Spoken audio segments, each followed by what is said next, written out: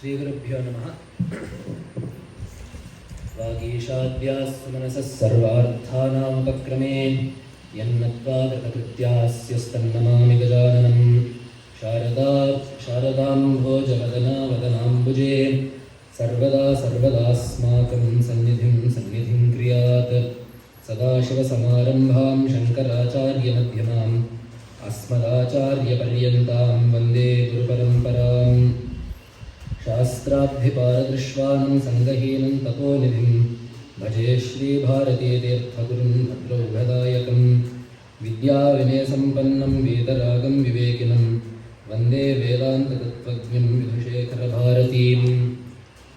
अद्वैतवास्तवमतेः प्रणमज्जनानां सम्पादनाय धृतमानवसिंहरूपं प्रह्लादपोषणरतं प्रणतैकवश्यं देवं मुदाकमपि नौमि कृपासमुद्रम्। Namaskaram everyone. So today, for the next, 1 hour 15 minutes that we have, we need to finish 5 gems. We need to finish polishing 5 gems. The Acharya has given us 5 gems. Bhagavatpada has given us 5 gems, Pancharatnas, that we will have polished hopefully by the end of this session. Obviously, we all know over the course of the last 4 days, Bhagavatpada's works can be divided into 3 categories. Bhashyas, which are very scholarly works of the Prarthana, meant for scholars. Then Prakarana Granthas, which are Vedantic primers, Vedantic treatises like Aparokshanubhuti, Swatma Nirupanam, Atma Bodha, Tattva Bodha, all of these are Prakarana Granthas. So these are meant to teach Vedanta to the seeker, to someone that does not want to go into perhaps all the Shastric elements, but still wants to know what Advaita says and how the system works. Prakarana Granthas. And the third, of course, is the Stotras. So many Stotras. Shivananda Lahari, Saundara Hari, Vishnu Bhajangam, Shiva Bhajangam, Bhavani Bhajangam, all these Stotras, Lakshmi Prasanna, Karavalamba, Annapurnashtakam, all of these Stotras, Vedasarashiva Stotram, all of these Stotras that we have, Subramanya Bhajanga, all of these Stotras that are incredibly popular today. Right? Is there anyone that does not know Lakshmi Narasimha Pancharatna? Anyone that does not know Bhikshamdehi Kripavalambanakari? Anyone that doesn't know Bhaja Govindam? Right? These are all Stotras that have permeated our life. So much so that there are even movie songs that have been based on Bhagavatpada's Stotras. There are communist poets in regional languages that have written poetry drawing inspiration from Bhagavatpada. So people that you cannot even imagine drawing inspiration from a Sampradaya source have latched onto Bhagavatpada's compositions to do what they wanted with their words. Right? So, for example, Bhaja Govindam, Bhaja Govindam, Bhaja Govindam, Modhamate. It is a very forceful expression, right? So, as I said, there is a Telugu poet, a communist poet called Sringeri. He said, Padandi Munduku, Padandi Munduku, Padandi Tosuku, Podam Podam, Pai Paiki. Let us push forward, let us push forward, let us go forward, is what it means. They asked him, how did you come up with this incredible expression? He said, Bhaja Govindam. So, the fact remains that regardless of where you fall on the socio-political spectrum, whoever you may be, Bhagavatpada's Stotras have gripped India from Kanyakumari to Himalayas like no other Stotra Karta has. There are many Stotra Kartas. Bhagavatpada is not the only person to write incredible Stotras. But the reach and the permeation that Bhagavatpada has managed with his Stotras is second to none. And this is because of the nature of the Stotras. There are 3 aspects of these Stotras that are noteworthy. First of all, they sound so nice. Bhagavatpada has great skill in Vyakarana and all the Shastras. But nowhere are there words used that confuse the listener. Kashika Puradhinatha Kala Bhairavam Bhaje. What is it that we don't understand in this? Lakshmi Narasimha Pancharatna. What do you not understand here? And that is one thing. Second part is the rhythm. For example, this very stotra, Bhaja Bhaja Lakshmi Narasimha Pada Sarasija Makarandam. The Govindam Paramanandam. That is one stotra that is there. It is very nice to sing. So all the stotras, the laya that Bhagavatpada has taken is very catchy. And the third one is the meanings, obviously, that Bhagavatpada has imbued the stotras with. So for the normal seeker, it will be very poetic, right? He'll find some nice alankara or some nice simile or some nice expression or euphemism or something that will make it poetically very enticing. The other side is, for someone that wants to dig even deeper, Bhagavatpada will give the seeker some tattva to latch onto. There will be some Vedantic expression, some philosophical point, something that is food for thought. Not just something that entertains the thought, which is what poetry does, right? And art is meant to entertain the thought. But philosophy is meant to challenge the thought. It is meant to make you work in the mind. So that is one very unique thing that Bhagavatpada has done in each stotra, no matter how innocuous it may seem. For example, all of Annapurna Ashtaka is just asking, right? Bhiksham Dehi Kripavalamma, all of those are just names of Devi. Nityananda Kari, Varabhaya Kari, Saundarya Ratna Kari, Saundarya Ratna, you are very beautiful. Nirdhuta Akhila Ghora Papama Kari, you have gotten rid of all the papas. Pratyaksha Maheshwari, you are verily Shiva manifest.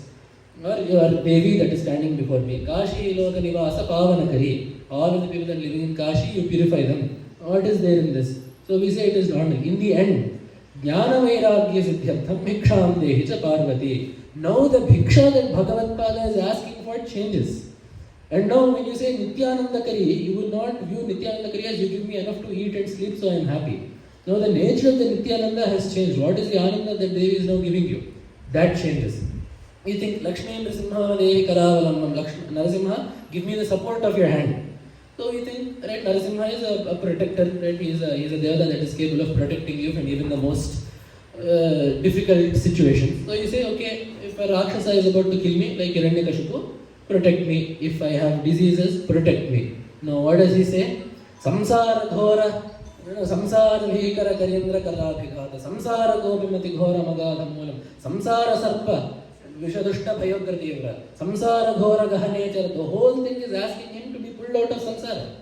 So now the nature of the Karavalamba, the support that you are asking Narasimha has now changed.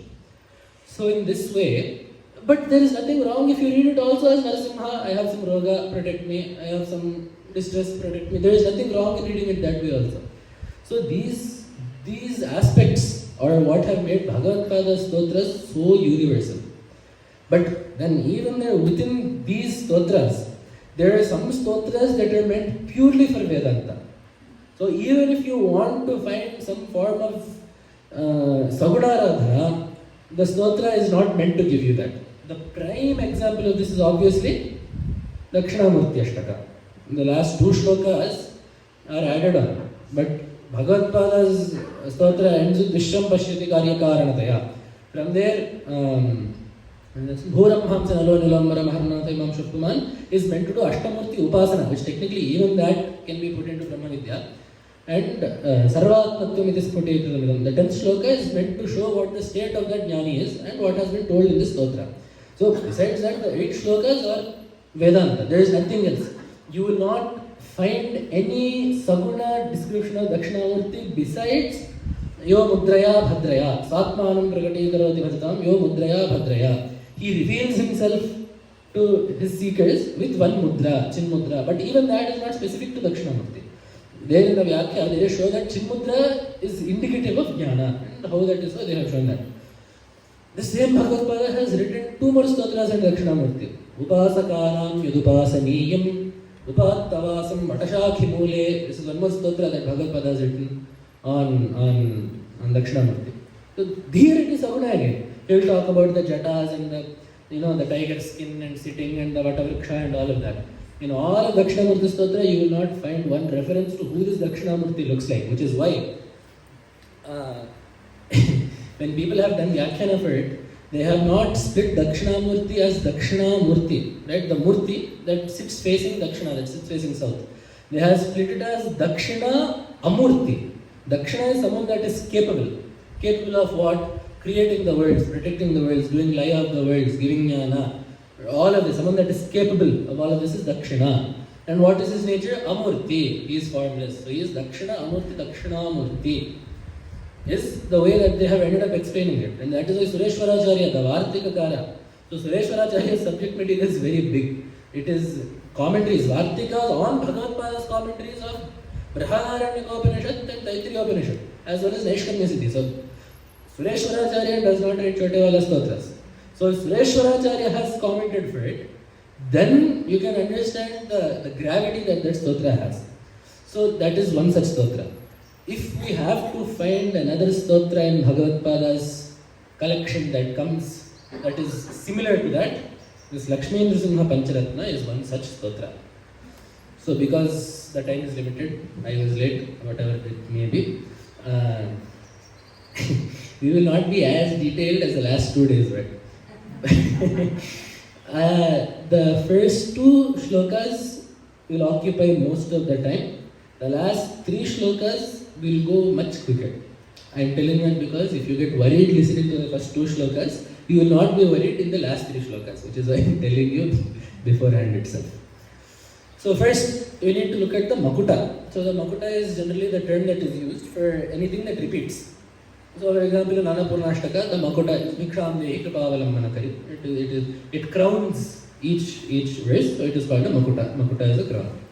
So the makuta for this Cheto Bhringa Brahmasi Vritha Bhava Marubhumau Virasayam Bhaja Bhaja Lakshmi Narasimhanagha Pada Sarasija Makarandam. This is the meaning. So, face value, what does it mean? The mind is a bee. The chetas, the manas is a bhringa. It is a bee. In Brahmati, it is roaming. Brahmana is not, see, there is another word for moving, gamana.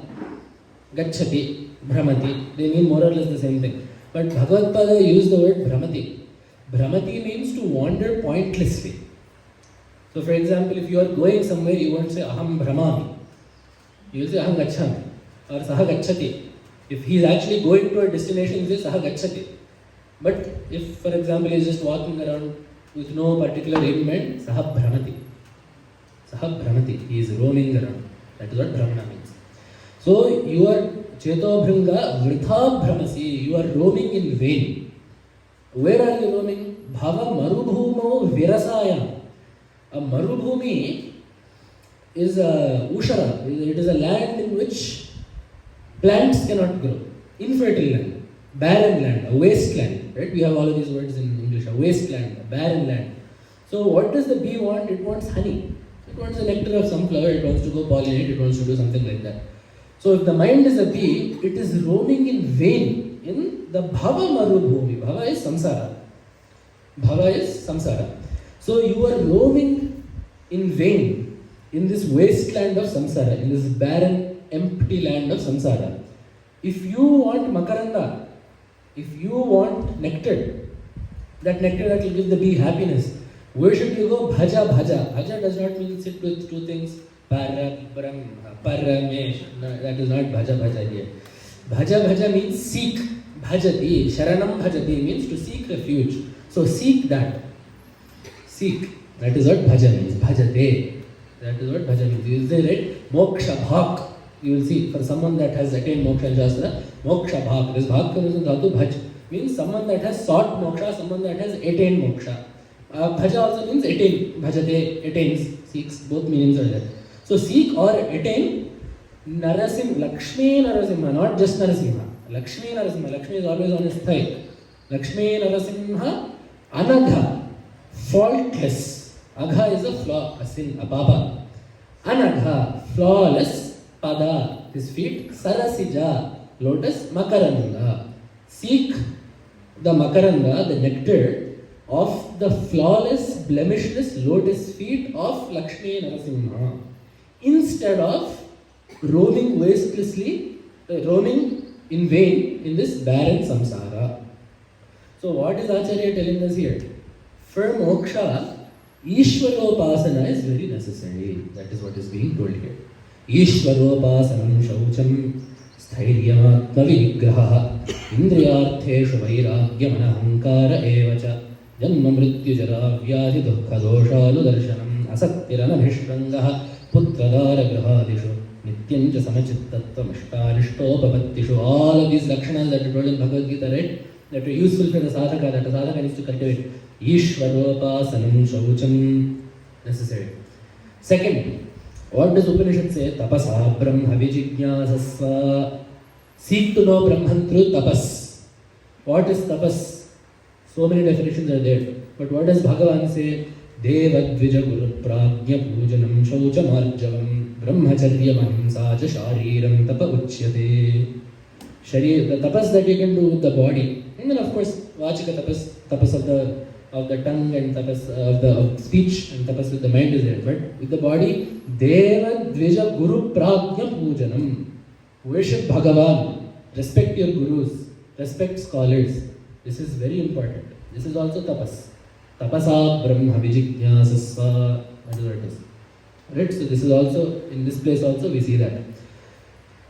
Now, as I said, Bhagavatpada will not just give us a normal relationship between the Bhakta and Bhagavan in this Stotra. Any other Stotra you can say, sure, it is the Bhakta is meant to worship Bhagavan. But this Stotra is different. So I took the liberty here. Usually my rule in my pravachananas or upanyasas or whatever is that if I have not read something in a Sanskrit text, I will not tell it. That is usually my rule. I will not say anything that is my own, and I will not say something that I have read in an English book or a Telugu book or a regional language. Only if I have seen it in a Sanskrit text or if a guru has told me, I will tell it. That is my rule. But here I took the liberty, because there are no vyakhyas that exist for this, of coming up with another interpretation of these last two lines that I had the I made sure to ask Sannidhanam Varu today. Actually, today before coming I asked, made sure that this interpretation is proper, and that is why I am confident to put it in front of you. So because I was quite resolved that there must be a meaning, we must also explain this in the higher sense of Advaita. Because if you look at the rest of the Stotra, not for the sake of pulling something, not for the sake of pulling a rabbit out of a hat, right? We should not seek to put new meanings that are not there in the text. That is one more thing that I asked Acharya. This explanation is not straying from the original, right? Acharya said, no, this is actually necessary. So we should not seek to put meaning where that meaning does not exist in the effort to prove something else. There is one movie song wherein the hero and the heroine are talking to each other. The hero says, without you, I am not there. Without you, I am not there. Without me, you are not there. Some fellow said, this is showing the relationship between Jiva and Brahman. This kinds of explanations should not be given. This is a movie song, take it as a movie song. So like that, we should not seek to put meaning where that meaning does not exist. Which is why yesterday, if you remember, we talked about Shabdabodha and Tatparya. That is why Tatparya is important. What is the speaker's intent? So where the intent for this meaning does not exist, you should not tell that meaning there. So if we look at this Stotra, it is evident that Bhagavatpada's intent is to teach us about Jiva Brahmaikya. In the first shloka, that is very evident. It is very evident in every single shloka, especially so in the first shloka and in the last shloka also. So there must be a meaning for this that corresponds to Jiva Brahmaikya, was my holding. So this is also not a stretch. This meaning is also not a stretch. But to make sure that it is proper, I asked Acharya. Acharya said, this is correct. This explanation is also necessary. So tell this. First half is the same. Do not seek happiness in samsara. That is fine. The last pada, Bhaja Bhaja Lakshmi Narasimha Naghapada Sarasija Makarandam, is the pada, the line that needs revisiting.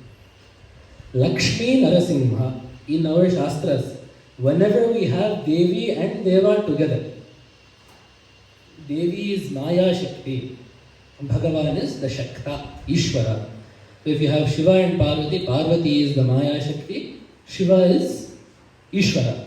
In the same way, if you have Lakshmi Narayana, Lakshmi is Shakti, Vishnu is Ishvara, Parabrahma, whatever you want to say. So in the same way here, Lakshmi Narasimha, Lakshmya Sahitaha Narasimha, Narasimha with Maya, Ishvara with Maya is Lakshmi Narasimha. This is also normal, there is nothing here. The meaning changes when you reinterpret the word pada. The word pada in Sanskrit has two meanings. Both are very common. Pada means foot. Pada also means sthana. Tat padam. Paramam padam means, Paramam padam does not mean the biggest foot. Paramam padam means the greatest sthana, the highest sthana.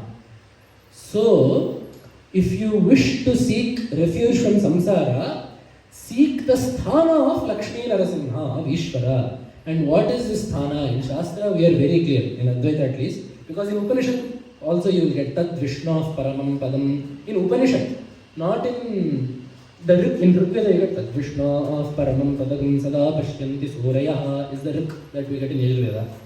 So there also you get Vishnu of Paramam Padam. So there also Shankaracharya is written Vishnu of Paramam Padam, Vishnu Sayujyam is what Shankaracharya is written there. But not just in Samhita, in the Upanishad part of Veda also, we have Vishnu of Paramam Padam. There also Paramam Padam means Paramam Sthanam. What is this sthana? It is not a place. It is the state of Aikya, is what our Upanishads have meant sthana, pada to be. Vishnu of Paramam Padam means Vishnu there is Brahman, Brahma Aikya. The sthana of Brahman means Sayajya with Brahma, Aikya with Brahman. So what is Bhagavatpada actually telling the Manas here? If you seek Ananda, seek Aikya with that Ishvara that is with Maya. Right? Because, so now what has this ended up becoming? Tvam Bhaja Lakshmi Narasimha Lakha Padam. Let us take the sentence. Tvam means you. Another Tvam. So now Lakshmi Narasimha, Maya Vishishta Chaitanya, another name for that is Ishvara, which in Shastra, in Upanishad has been called Tat. So basically this last line has ended up becoming to mean Tattvam Bhava or Tattvam Asi. You are that. You need to become that. You need to attain Aikya with that is what this has ended up meaning now. So the point of this Stotra is to make sure that the Jiva has whatever information he needs to attain the Aikya with that Ishvara, with that Brahman, is what the Pada is intended to convey. And there is one more thing we need to look at now. Why is this? Who is this stotra addressed to? Cheto Bhranga is the Sambodhana. This stotra is addressed to the mind. If it is the jiva that needs moksha, why is the mind being given the lecture? See, sometimes if the child does a mistake, the father will get a lecture. This is not like that. Right? If the jiva needs moksha, the jiva needs to be taught. Why is the manas being called out to this stotra? So, this stotra is meant to convince the mind to seek refuge in Narasimha instead of samsara, to seek refuge in Brahman or in knowing Brahman, to seek Ananda in Brahman rather than seeking Ananda in samsara. So, why is it the manas that needs to be convinced of this? It is the jiva, right? You should have said jiva bhranga. That is what should have been said, right? Or rere purusha. That something like that should have been. Why is the manas being given a lecture? Because this is also very common, right? Mana eva manushyanam karanam bandha mokshayoh. The jiva is mukta anyway. That is our siddhanta. Prapta praptihi parihrita pariharaha. You have obtained that which you already had. You have gotten rid of that which you never had. And that is our siddhanta. Right? It is Akrtisaamyaat. So I have this locket in my neck. Okay, I have this locket in my neck. I thought that I lost it and I am searching for it. Then someone told me, no, it is in your neck. I say, oh, I have found it. Did I find it? I have realized that it was with me. But praptam eva, it is as if it has been found. And let us say that someone tells me that someone said that you are I don't know, 1 lakh rupees in debt. I have started crying. Where will I get the money from? And then they say, sorry, we sent the letter to the wrong house. It was meant to be one house over. Then they say, I have gotten rid of my debt. Did I get rid of it? That debt was never mine to begin with. So, you have received that which you already had. You have gotten rid of that which you never had anyway. So, you have obtained the Ananda of Brahman, which is you anyway. You are Brahman, the Jiva is Brahman. So, you have obtained that which was with you at all times. You have gotten rid of samsara, which was never yours to begin with. So for this reason, it is not the jiva that needs to be convinced, it is the manas. Because, as we said, the chaitanya delineated by the antahkarana is the jiva. If you remove the delineator, what is left? This is one with the whole. For example, if you have a pot, there is the sky inside the pot. So you will say the vast sky In the vast sky, the space in the spot does not come into picture. Right? When you say, look how many birds are flying in the sky, look how big the sky is. Right? Or look how big the space of the sky is. The space of the pot does not come into picture there. You do not mean that. Why? Because there is a space limiting it. You break the pot, quote unquote, you break the pot and the space in the pot is now one with the normal space. Then what do you say? Okay, now this is also that. So what has actually happened, you have just removed some a differentiating factor, and that is enough for the Aikya to be realized. Now, was this actually different from that space? No, that is never the case. And space, everything exists in space itself. So in the same way, the jiva, when confined to the expanse of the antahkarana, is called the jiva. You get rid of the constricting manas, and that there is no difference between the jiva and Brahman. That is the situation. Which is why it is the manas that needs to be woken up. Manasaiva drashtavyam. That is the what Shastra says. So in one place Upanishad says, yan manasa namante, that which is not measured by the mind. In another place, manasaiva drashtavyam. You can only seek it through the mind. So what does this mean? A well-trained mind can seek it. For the unrefined mind, it is not approachable. That is what this means. Which is why it is the mind that needs to be cleaned. It is the mind that needs to be trained. It is the mind that needs to be given the wake-up call. Which is why this stotra is addressed to the manas. If we understand these two lines of the stotra properly, everything else becomes crystal clear to us. So now why this stotra is being told, what will be told in this stotra, all of this is abundantly clear. It will tell us two things. Why this manas should not be looking for ananda in samsara, and why it should be looking for ananda in Brahman. These are the two subjects of this stotra. Prapta prapti, parihrita parihara. Parihrita parihara, getting rid of samsara. Do not look for anything in samsara, get rid of that. Parihrita parihara, get rid of that which is already gotten rid of. Prapta prapti, seek the nature of Brahman, which here is being called Lakshmi Narasimha, that is already yours to begin with. So that is the subject material of this stotra. Now, after so much time, we are coming to the first shloka. Tvatprabhu jiva priyamichhasi chet narahari pujam kuru satatam pratibimbalam kritidhriti kushalaha bimbalam kritima tanute. So actually we have finished half the stotra with these last 10 minutes. We have finished half the stotra, so we only have half of it left. So what is Acharya saying? O Manas, Vat Prabhu Jiva Priyamichhasi Chet. Vat Prabhu Yaha Jivaha. If you seek your master, the Jiva, to be happy, O Manas, then do Narahari Puja. Worship Narasimha. Why? If I am happy, I should take care of myself. Why should I go to Dhupa, Deepa, Naivedya to him? Right? See, if we do Naivedya with Bhakti, but by putting Naivedya, has anyone ever gotten full? No. In fact, someone has even said, if Bhagavan actually eats what we put as Naivedya, people will stop doing Naivedya. So if I want my hunger to be reduced, I will not do Naivedya to Bhagavan. I will eat myself. I may do Naivedya and then eat. But it is not doing Naivedya that will solve my hunger. So if that is the case, then if I want to be, or if you want the Prabhu Jiva to be happy, oh Manas, if you want the Jiva to be happy, why should you go off trying to do puja to Narasimha? What is the cause? The cause is the next line. Pratibimbalam kriti dhriti kushalaha bimbalam kriti matanute. You look at the mirror. You say, my reflection does not look good today. What will you do? You will put lipstick on the mirror. You will put powder on the mirror. You will put eyeliner on the mirror. You will put flowers on the mirror. Is that how you will do it? Anyone that is pratibimba alankriti dhriti kushalaha, skilled at making the pratibimba look nice, will do what? Bimba alankriti matanute. The reflected object, he will adorn that. Correct? So, every morning when we put on vibhuti, we want 3 nice, perfect lines. Kumkuma should be exactly in the middle. You don't want it on the eyebrows. Kumkuma should be a perfect circle. If you want all of this, what should you do? You look at the mirror, but don't put the vibhuti on the mirror. Put it on your face. In the same way, the jiva is the reflection. Ishvara is the mirror. The better you understand Ishvara, the better you will understand the reflection. That is what this is telling.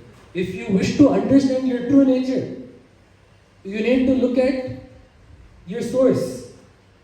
If you want to make the reflection look nice, adorn the object first.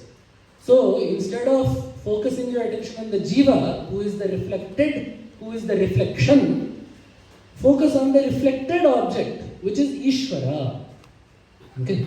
So now, what is this sambandha that the Ishvara and jiva have? What does it mean to be reflected? Ishvara has a mirror in Vaikuntha and Kailasa that he looks at, and then we all pop into being. So there is this upadhi called avidya, maya, whatever you want to call it. So Chaitanya, when it is with maya, is called Ishvara. Without maya, it is Brahman, Shuddha Chaitanya. Right? That is what we call Brahman. So what Brahman did was, it put its own Shakti in front of itself, avidya, maya, and it reflected in it. So that is what is called the Laikshata. It did a sankalpa. It wanted bahusyam prajayaya, let me become many. So from that, then the srishti happened, and then he says, anena jivena atmana anupravishya, I shall enter this as the jiva, nama rupabhyam vyakara vani, I shall fill it with names and fonts. Because otherwise, what is it? Satchidananda is there. What do you fill the world with? Names and fonts. So that is what Ishvara did. So now, coming to this. There is a particular vichara in Vedanta, in Pratibhimbavada. So this is called Bimbeshwaravada. There is one, first of all, there are mainly two schools of thought, Pratibhimbavada and Avachedavada. Pratibhimbavada says that the jiva is a reflection of Chaitanya. Avachedavada says that the jiva is a delineation of Chaitanya. Both are very similar. So within this Pratibhimbavada again, there are two pakshas. So one of them says that there are two called Maya and Avidya. These are separate. Chaitanya, when reflected in Maya, is Ishvara. Chaitanya, when reflected in Avidya, is the Jiva. This is one explanation. But the main explanation that we have in Shastra, this is what the Vivarana school takes. Right? The Vivarana school is famous. Vivarana and Bhamati are the two branches of Advaita. The Vivarana school, which most people take, and that is most commonly found in the Brahma Sutras also, is Bimbeshwaravada, where Ishvara is not a reflection. Ishvara is the source Chaitanya, that reflected becomes the Jiva. So when reflected in the Antahkarana, it becomes Jiva. So Ishvara is Chaitanya, when reflected in the Chaitanya, becomes the Jiva. And there are many Vedavakyas to show this. Rupam, Rupam, Prati Rupam, Babhuva. So for each form, he got a Prati Rupa. This is one. There is another very clear Shruti where it says, Yathahkayam Jyotiratma Vivasvan. Apo Bhinna Bahudhaiko Nugachan. So how Vivasvan, Surya, in many parts of water, how he attains multitude through being reflected. Evam kshetreshu devam ajoyam atma. Kshetra means idam shariram kaunteya kshetramithyavidhiyate. Kshetra is not just the physical body, the mind, right? Everything. Iti kshetram samasena savikaram udadhatam. That is there, right? All of those things. Mahabhutanyamkaro buddhiravyaktamevacha indriyani vivekam cha panchendriya gochara ichhadveshasya kandukham sanghataschetanaadhriti iti kshetram. So basically all three shariras, the Sthula Sharira, all of that combined is the kshetra. So when that same Chaitanya reflects in many kshetras, he becomes many as the jivas. So the reflection in the kshetra is the jiva. The main source Chaitanya is Ishvara. And now we have one question. So obviously this is the Bhranti, right? We talked about Bhranti yesterday. There are two types of Bhrantis that we talked about. So one is where you see the silver in the shell. The other one is where you say the crystal is red. We talked about the difference in both of these, right? So when you say that you see the silver is completely false. Right? So what we say there? It is a pratibhasika rajata. It is rajata that pops up. The silver pops up for that time being, right? Through avidya. Avidya becomes that silver for that time being. The second you realize it is not silver, it goes. Right? But what did we say about the red glass? So the redness is real. the redness of the flower is real, you are just seeing it in a different place. You are seeing it where it is not. So the redness does not exist in the glass, it is in the flower. But you are saying the glass is red. So this is the different thing where redness and the glass both are true. But it is a sambandha between these that is born due to avidya. That is mithya. In the first place, the silver is mithya. In this case, the relationship between the redness and the glass is mithya. So now when Brahman reflects like this, we say the jiva is, this samsara is mithya. Right? So what part of this is mithya? Is the reflection mithya or is the process of reflecting mithya? This is the question that our Shastrakaras have ended up asking. So basically, the reflect is the mukha in the pratibimba. So we'll call it the pratibimba mukha, pratibimba mukha. That is what it is. Samsarga is the relationship between those two. So is it the pratibimba mukha that is mithya? Or is it the relationship? Is it the fact that it is reflecting that is mithya? So what does it mean to, just as the redness of the flower was seen in the silver, the face that is actually on the neck is seen in the mirror. Do you understand the difference between the two? You say that there is a false face in the mirror. This is one. This is like the silver. Where there is silver, you see silver where there is no silver in the shell. In the same way, you see a face where there is actually no face. This is one explanation. The other one they have given is, the face actually exists on top of the neck. But you say the face exists in the mirror. Right? Mama mukham tatra bhati. My face is in that mirror. Even though we know that our face is here, we still say that, right? That vyavahara is still there. We still say our face is in that. Otherwise, that is why we take the mirror to look at our face. Otherwise, why will we look at it? Because our face is in the mirror, we look at the face. If we say every time I look at the mirror, my mother's face will come. What use is that? What use is that mirror to me? Every time I look at the mirror, my father's face will appear to me. Then what use is that mirror to me? So we look at the mirror because we say, I see my face in the mirror. Is your face in the mirror? No. So here, this is like the glass and the redness, where the face that is actually on your neck is being seen in the mirror. So in this, what is the mithya? The face being in the mirror is mithya. In the first explanation, the face itself is mithya. So between these two, what is the explanation? Again, we do not like to make things easy, right? So we have said both are there, but mainly in the Vivarana school of thought. So in the main Vivarana is what is mostly taken by Advaitins. That is not that Bhamati is wrong or that other acharyas are wrong. It is just that Vivarana is the closest to Tattvajnana. Everything else also helps, but most of our acharyas have taken up the Vivarana standpoint, which is why that is what I will be presenting. So the Vivarana standpoint is that the samsarga is mithya. So it is that the face that is here is appearing in the mirror. The reason why this is closer to Tattvajnana means, in the first example where you say the face in the mirror is mithya, it means that that face does not exist. Right? How the silver does not exist, it means that the face does not exist at all. And what is more, it means that the false face is entirely different from the real face. Whereas in the second example, or in the second explanation, this face is that face.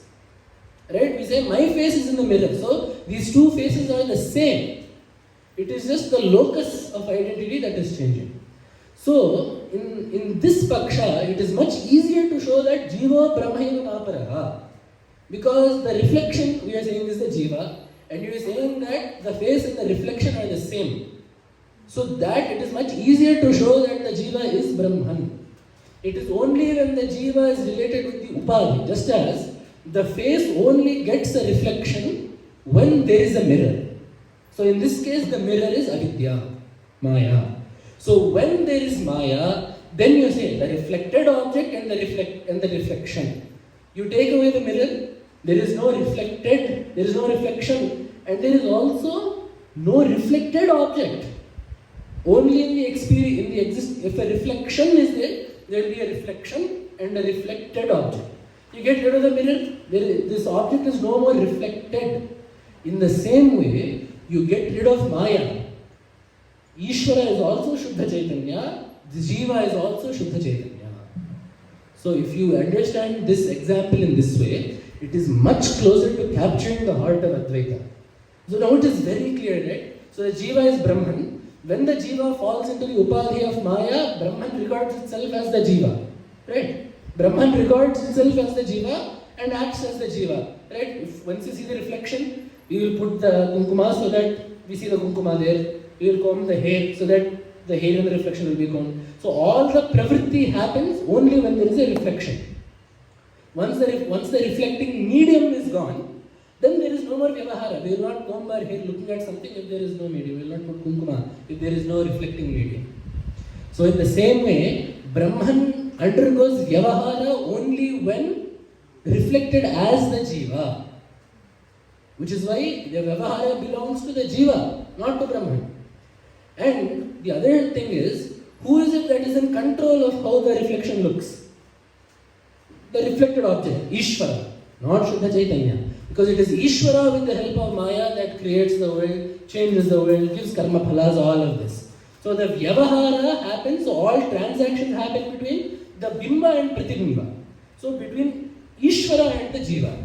Remember, because Brahman itself has nothing to do with anything. Brahman has nothing to do with anything. Right? So the object as an object has nothing. But as a reflected object and as a reflection, all of this happens. So this is very easily translated to the simile of Brahman and the Jagat. Which is why we have taken that Atra Mama Mukham, Grivastham Mukham, Tatra Bhati is the Bhranti. Which is why the solution, just as when you say Idam Rajatam, the solution is that Nedam Rajatam, this is not silver. With that the Bhranti will go, right? So the solution for this is Mama Mukham Tatra Nasti, Parantu Atraiva. My face is not there. It is here only. In the same way, so what is the solution for saying Aham Jivaha? So what does it mean to be a Jiva? To be in the reflected medium. So to say I have avidya, I am bound by avidya. So what does it mean to get rid of this Bhranti? I am not bound by avidya. I am not reflected in the Antahkarana. I am alone, I am pure. Which is then Jivo Brahma eva Nāparaha and Satchidananda, there is nothing else. So with this expression of the reflection and the reflected, the relationship between the Jiva and Brahman is beautifully shown. So if you understand, quite frankly, only this first shloka, this is enough to show you how Jiva Brahmaikya is to be understood. So that is why Ishvara Upasana is so important for us. Because in every Upasana that we have, I talked about this in the question answers also the other day, right? So all the Upasanas that we have that are in vogue, Shiva Upasana, Shri Vidya, Narasimha Upasana, these are all not treated as you just turn a Japamala doing mantra of some devata. These are treated as Vedantic forms of Upasana. Right? So every devata, for example, in Lalita Sahasranama, I said there is a name, Dharakasha Rupini, Chitis Tatpada Lakshyartha, Tattvamasya, Tattvam, there is one word. Tattvamasya Vakyartha is there, right? Tattvamartha Swarupini. So the way that Bhaskararaya has broken it is Tat Tvamartha Swarupini. Tat is Ishvara. Tvamartha, that is the same thing that is a Jiva. That is how Bhaskararaya has shown the meaning there. Tattvamasya Vakyartha. That is what Tattvamasya Tattvamartha Swarupini. That is how he has broken it there.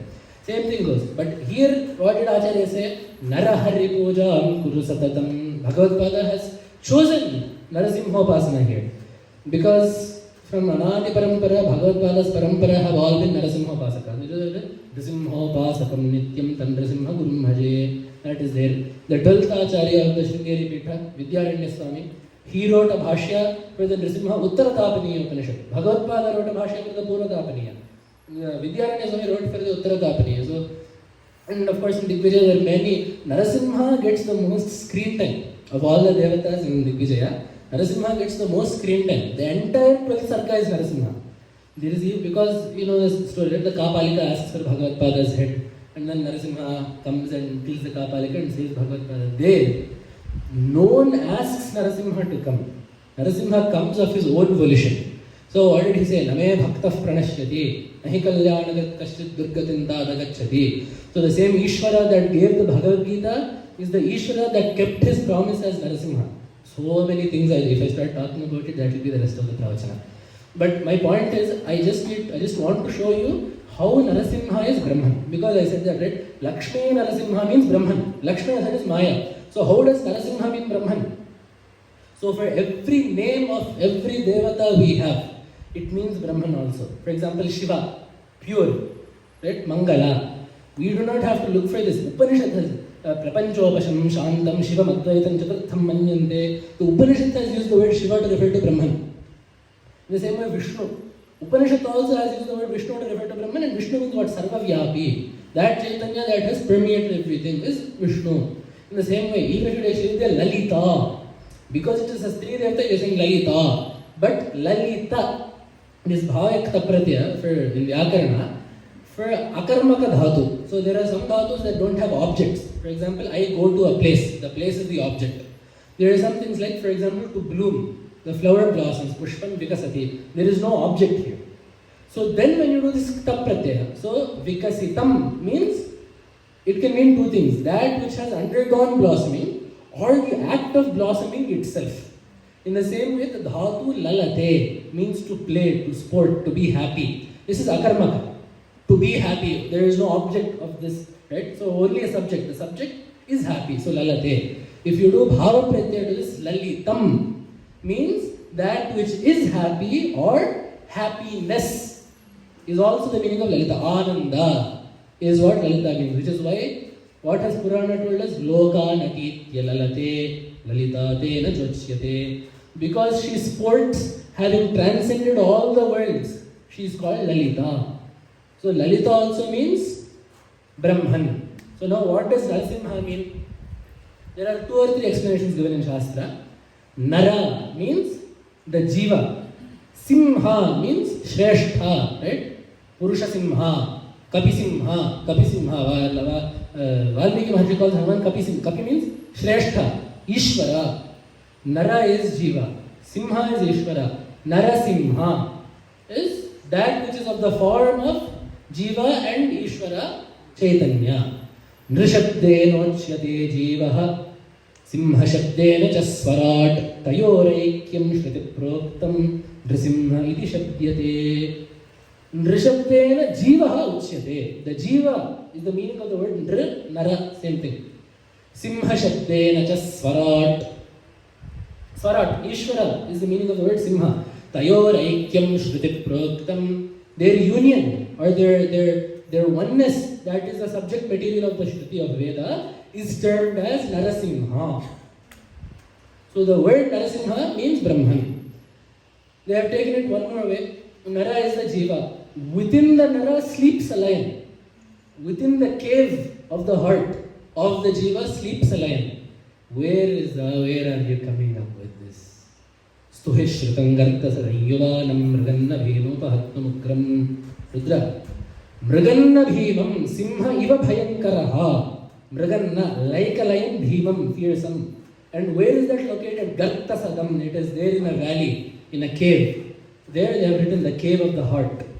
So that Chaitanya that is there within the cave of the heart of the Jiva that is sleeping like a lion is Narasimha.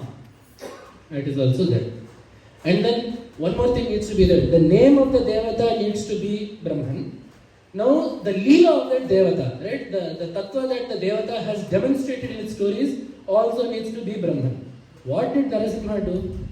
Satyam vidhatum nijabhrityu bhashitam. Vyaptincha bhuteshu akhileshu chatmanaha adrishyata. Atyadbhuta rupamudvahan stambhe sabhayam.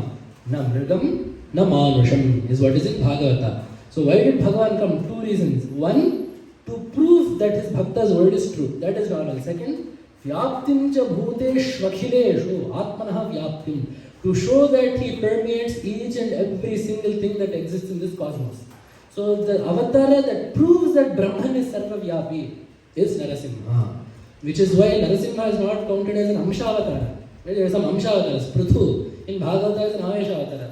A fraction of Vishnu enters and goes. The Sanachalushne, Sanat Kumara, Sanat Sujata, all of these people are all Amshas of Vishnu. Narasimha is not an Amsha. He is Purna. Not, we say, he appears for maybe 2 adhyayas, not even a whole story. Why is he Purna? Because the Purna Tattva is shown even in that small fraction. And the second, what came out of the Stambha? What does Vyasa Maharshi say? Namrigam, Namanusham. We are saying he is Narasimha. But Vyasa said he is not a Nara, he is not a Simha. Because even as per logic, what did Hiranyakashipu say? I should not be killed by a man or an animal. So if someone comes that is a man and an animal, he should be doubly invincible. Because a man cannot kill him, an animal cannot kill him. So something that is a man and an animal also should not be able to kill him. But Narasimha killed him, which means he is neither this nor that. Neti, neti, neti. That which exists but is not that. Which is why Narasimha permeates dualities. Right? Morning, not night, Sandhya. Not man, not animal, both. So the permeation of dualities while being separate from those. He is both man and animal, but neither. Right? That is exactly what Brahman is. It permeates, it becomes this world of dualities while remaining detached from it. So all of this tattva is there in Narasimha, who appeared for 3 ghatikas, Ghatika avatara. A ghatika is how much time? About 24 minutes. 21 minutes or 48 minutes, depending on how you look. Even that, how much time is? Rama ruled the Rajya for Dashavarsha Sahasrani, Dashavarsha Shatanicha. 10,000 years he ruled. Krishna, as per Bhagavata, lived for over 120 years. Narasimha appeared with a form for less than 2 hours. The interval of the movie will not even come before Narasimha leaves. But this avatara is enough to show the magnitude of Brahman. He is everything. Brahman is everywhere. Brahman permeates everything without being bound by it. All of this is there in Narasimha. So Bhagavatpada says, if you want to realize the true nature of that Brahman, that is you. If you want to understand Ishvara, do Narasimhopasana. Because that will tell you what Brahman is in a very clear way. This is the first shloka. What is the time? Okay. I will go slightly quicker. I will take until 1:35. That is okay. Second one, second shloka. Shuktau rajatam pratibhajatam katakavyartha samartham chet dukkhamayete samsritiresha nirvritidane nipunasyat. This is very simple. Because a very good thing that happened is a lot of this we have talked about yesterday. So I'm hoping that we will all have that in touch so we can. The same thing. Shuktau rajatam pratibhajatam. The rajata that has popped up in the Shukti due to Bhranti. That is what this means. Shuktau. In the Shukti, rajatam. Silver. Pratibhajatam. Pratibha means Bhranti. Pratibhajatam. Born due to Bhranti. Which is why. The next line, what is that? Katakadyartha samartham chet. If such a silver is capable of becoming an ornament, then in such a situation, dukkhamayete samsritihi. Samsritihi means samsara. Then this samsara, which is made up of dukkha, nirvritidane nipuna. Nipuna means capable. It will be able to give you santosha. So if the silver that you see in the shell can be used to make an ornament, then samsara can give you happiness. So what does it mean? The silver cannot be used to make an ornament. Samsara cannot give you happiness. So now, the reason why Mahasamvidhana Maru told the change to be made was, otherwise what will be? Shuktau rajata pratibha jata katakadyartha samartha chet. Pratibha means Bhranti. When will the Bhranti be capable of making an ornament? That does not make sense. You will not say, can you make an ornament out of this Bhranti for me please? That does not make sense. You will say, can you make an ornament out of this silver? So what comes also needs to be silver. And if you split the words like this, it makes much more sense, right? Pratibha jatam rajatam. Silver can be used to make ornaments. But silver that is pratibha jatam, born out of Bhranti, that is born out of improper cognition, cannot be used to make ornaments. So if you make it this way, then the line fits. And actually there are some granthas that have this patha also. So it is not like it popped out of nowhere. This is also a patha. For whatever reason, the Shuktau Rajata Pratibha Jata has become very popular. But Shuktau Rajatam Pratibha Jatam, that patha is also there in some books. And it is also Yukti Yukta. It is also what is more proper in terms of the meaning. So, what does it mean? Why? So now we have to ask ourselves, why is that silver not capable of an ornament. So this is what we call in Shastra Arthakriya Karitvam. That is the technical word. It means doing what it was meant to do. That is literally what this means. Doing what it is meant to do. Arthakriya Karitvam. That is there for the real silver. Right? So what is that? What do you want to do with silver? You want to make it into coins. Here, Kataka is an ornament that you put around the bicep, around the arm here. So, what do you want to do with silver? You want to make a Kataka. That is your prayojana. That is your purpose with silver. Silver can do that. This Pratibhasika Rajata is also still Rajata. Right? Remember we said that yesterday. There is some type of a Rajata there. There is some sort of a silver there. So, why is it that this is not able to do that? Because what is this? The source material of this silver? What did I say yesterday? This silver is manufactured out of avidya. Right? So avidya accompanied by the dosha samskara, all of that, avidya becomes the silver. What is the silver that you can make an ornament out of? A silver ornament. Right? The not actual silver. What is that made out of? That is also made out of avidya. Because the entire world is made out of avidya. Right? So Brahman is the Vivarta Karana of the world, but Maya is the Parinami Karana of the world. So we talked about two Karanavadas in Krita Yuga, right? 2 days ago. So one Karana is what? Like the milk becoming curd. It actually changes, right? And then the other one is Vivarta, where it appears to change. So Brahman appears to change, but Maya or Prakriti actually changes. So both of these together make the world, right? Because Brahman on its own does not make the world. Brahman with the help of Maya makes the world, right? That is the Siddhanta. So in this relationship, Brahman is the Vivarta Karana. So Brahman does not change. Brahman does not change. It appears to change. And Maya is the Parinama Karana. It actually changes. The way milk becomes curd. Because Prakriti can be divided. It is divisible. It is not like Brahman which is indivisible. So Prakriti becomes a Jagat. So Prakriti is the Parinami Karana for all of the Jagat. That is there. That is the Siddhanta. So you are saying that this Rajata is made out of avidya. This world is also, the Rajata that exists in this world is also a product of avidya. What is the difference between these two now?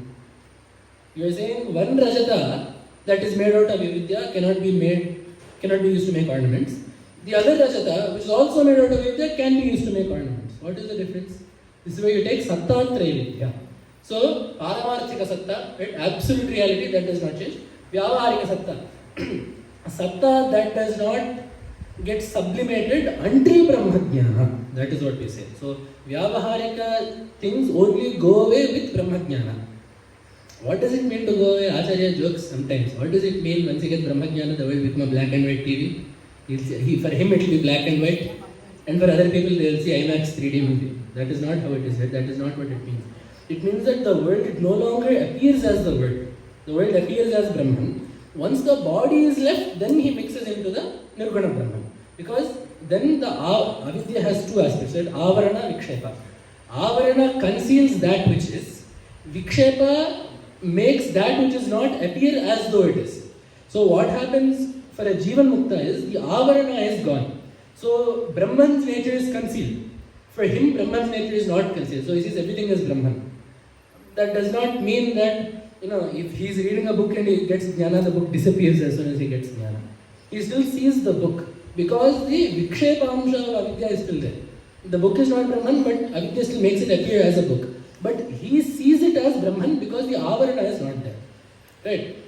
So this is the nature of avidya. So avidya, the objects of avidya that only get negated by brahmajnana are all vyavaharika, and objects that get negated by knowledge other than brahmajnana are all pratibhasika. That is what we have done. So now, what is the nature of these things? The mithya occurs, it becomes mithya when it is agantuka dosha janya. It needs to be born of a temporary defect.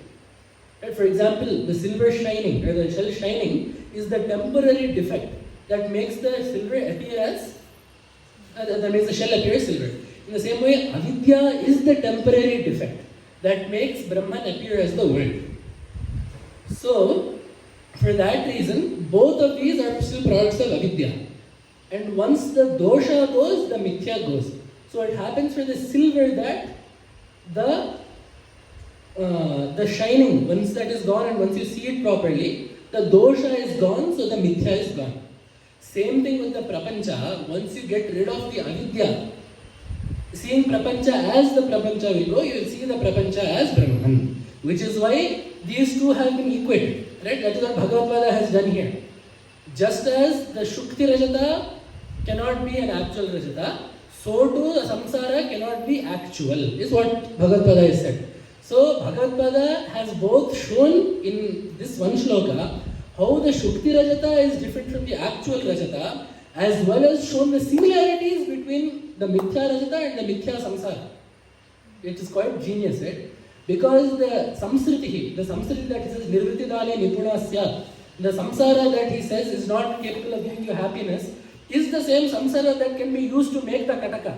And he says, you cannot make a Kataka out of the Shukti Rajata. So in the same shloka, Bhagavatpada has shown the difference between Pratibhasika Satya and Vyavaharika Satya. In the first line, Shuktau raga pratibhajatam katakadyartha samarthan chet is showing you the difference between Vyavaharika Satya and Pratibhasika Satya. Dukkhamiyete samsritiresha nirvritidane nipunasya is showing you the difference between Vyavaharika Satya and Pratibhasika Satya and Paramarthika Satya.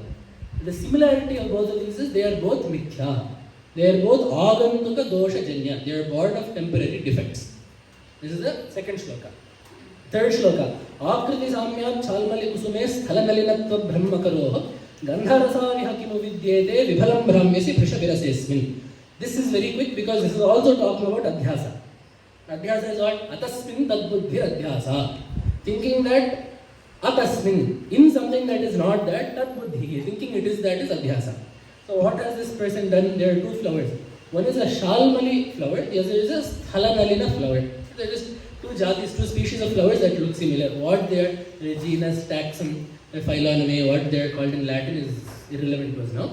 But you have seen one and thought it is the other. The only difference is gandharasa vihakimu vidyete. The sthalanalina has a nice smell and rasa, amrita inside it. The Shalmali flower does not. So you have looked at the Jagat that does not have Ananda or Sat or Chit, and you have thought it is that.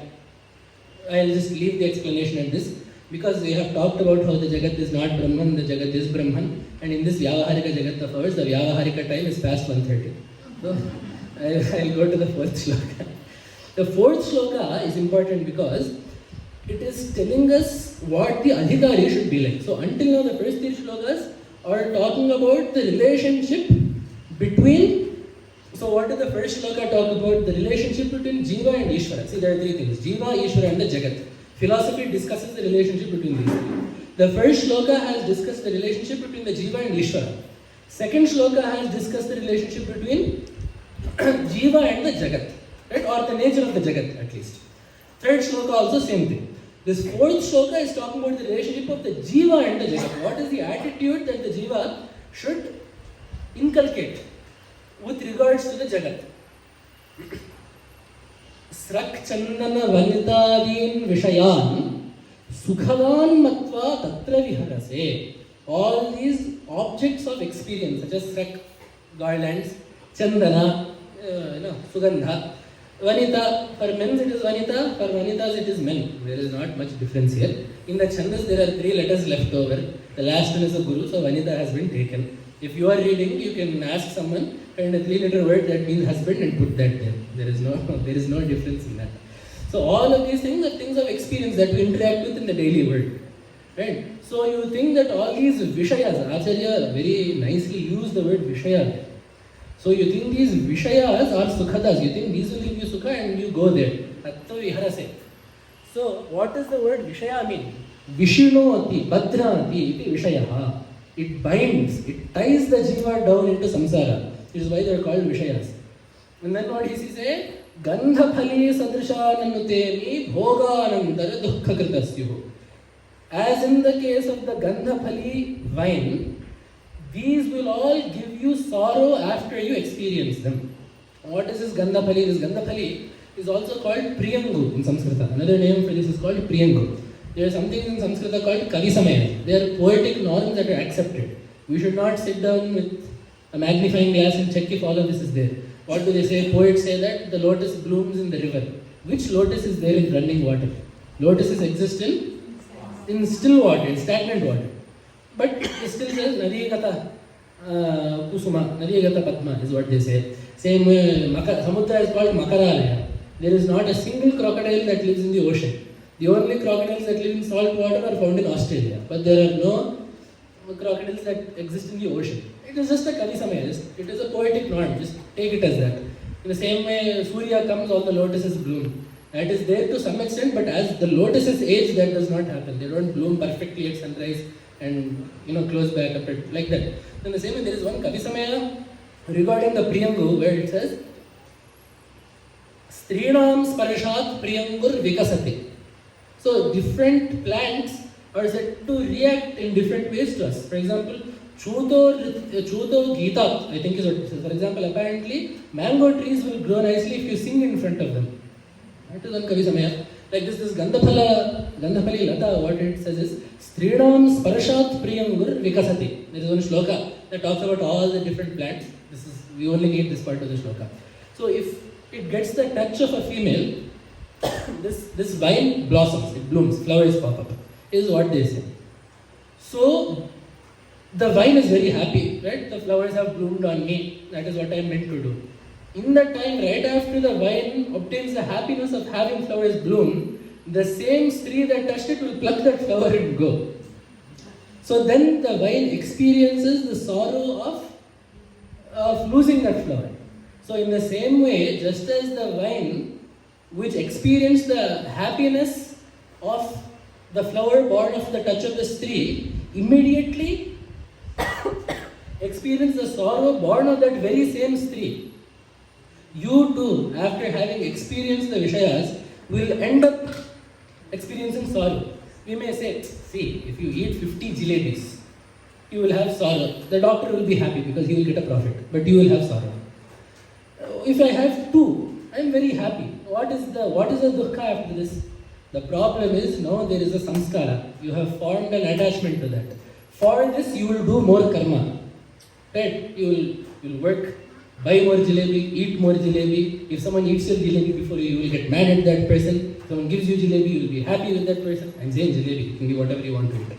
Right? But all this vyavahara happens because of your liking. So this one like of yours is causing you to accumulate so much karma, which will throw you back into a janma, which keeps the cycle going. So even the sukhanubhava, whether you realize it or not, will end up causing you dukkha. This is what Bhagavatpada is saying. So what this means is, vairagya is needed, right? In the sadhana chatushtaya, who is the adhikari for Vedanta? Nitya vastu viveki, vivekaha, ihamatra phalabhoga viragaha, samadhishatta sampattihi mokshutvam. Right? So you need to have viveka, the knowledge that Brahman is the only thing that is permanently real, nothing else. Then vairagya, I don't want anything in this world, the bhogas of this world are the next. Shamadhi Shattu Sampatti, Shama, Dhamma, Uparama, Diksha, Shraddha, Samadhana. Shama, Dhamma, control of the inner indriyas and the outer indriyas. Then Shama, Dhamma, Uparama. Uparama means retracting from the Bahya Prapancha. Some people also say that Uparama can also mean sannyasa, but it does not have to mean that. Titiksha, forbearing, undergoing, standing up to all the dualities, Shita, Ushna, Sukha, Dukkha, forbearing, all of those.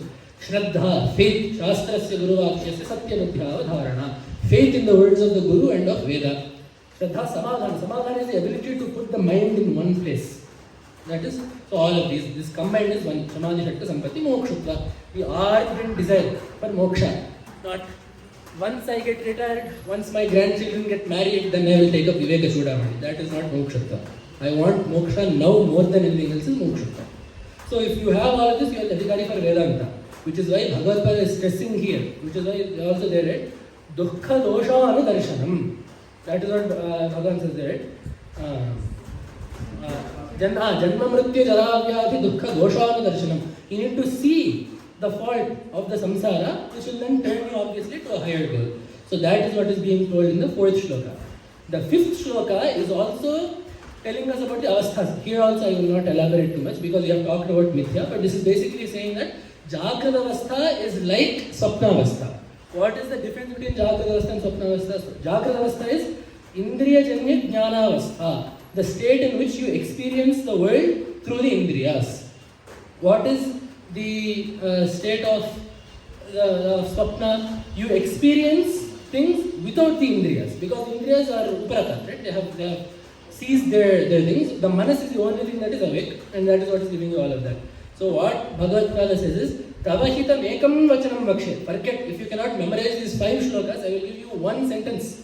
It is that programming for dummies. There will be one book, right? My father said, don't buy that book, you will be admitting that you are a dummy. So like that, if you are saying Advaita for dummies, what is it? Tava hitamekam vachanam vakshe, shrunu sukhakamo yidisam. If you really want to be happy all the time, listen to this. So this one line is, Swapne drishtam sakalam himrusha. Everything that is in Swapna is mithya. Jagrati jasmara tadvariti. Remember that it is the same case in Jagrata avastha. There are 3 things that we need to get from this shloka. One, as we said, Swapna is mithya, Jagrata is mithya. As I said, the agamtuka dosha janya, right? If it is mithya, it needs to be born of a temporary defect. The defect that Swapna is born of is nidra. Nidra is the dosha. So someone that has undergone nidra will undergo Swapna. That is the dosha. So just as that is mithya, in the same way as I said, the dosha that is avidya causes the mithya experience that is samsara. So that way, whatever you see in a Swapna is mithya. In the same way, that which you see in samsara is mithya. There is also one more thing. If you see the rajata is imposed on the shukti. What is the dream imposed on? The dream is also imposed on the jiva. In the same way, the jagat is also imposed on Brahman, which is nothing other than the jiva, which is another similarity between Swapna and the jagat. This is one thing that we need to take. Second thing, Bhagavatpada said, Shrunu sukhakamo yadi satatam. So sukha first comes out of all 4 purusharthas, dharma, artha, kama, moksha. All 4 of these give us sukha. But satatam sukhakama, if you want moksha, because moksha is the only one out of these that is satata, nitya. Because artha, kama are temporary, we all know that. How is dharma? Because you have these words in Veda, akshayam bhave chaturmasya yajanah phalam bhavati. Someone that does the chaturmasya yaga, his phalam is akshaya, without reducing. There is another one, the devatas say one place, apama somam amrita abhuma. We have drunk the somarasa after a yaga and we have become amrita. So also there also you see that the fruit of dharma, of dharmacharana is also there, right? That's all guna. That is not actual immortality or actual permanence. It is only with relation to this world. So if you want the parama purushartha, that is moksha, you need to realize that this world is mithya, just as the swapna is mithya. That will give you, once you realize it is mithya, the mithya padartha goes away and you will become one with Brahman. This is the one. And the last thing I want to stress in this shloka as well as in this stotra is, Bhagavatpada says, Shrunu sukhakamo yadi satatam, do shravana. Shravana needs to be done from the Guru and from Shastra. So the last thing that Bhagavatpada is saying, Bhagavatpada would have said, Patha sukhakamo, or do adhyayana if you are sukhakama. Bhagavatpada said, listen. Be very careful and listen. Go to the Guru. Listen to Shastra. Learn Shastra. And from there, Upadekshyanti te jnanam jnaninas tattvadarshinaha. Tadvidhi pranipatena pariprashnena sevaya. Upadekshyanti te jnanam jnaninaha tattvadarshinaha. Someone that is actually realized. So you need to go to that Guru and learn. Because there is that, right? Acharya deva vidita vidya. Is there in the Acharyavan Purusho Veda is what Upanishad says. Someone with an Acharya will understand this jnana properly. So you need a Guru.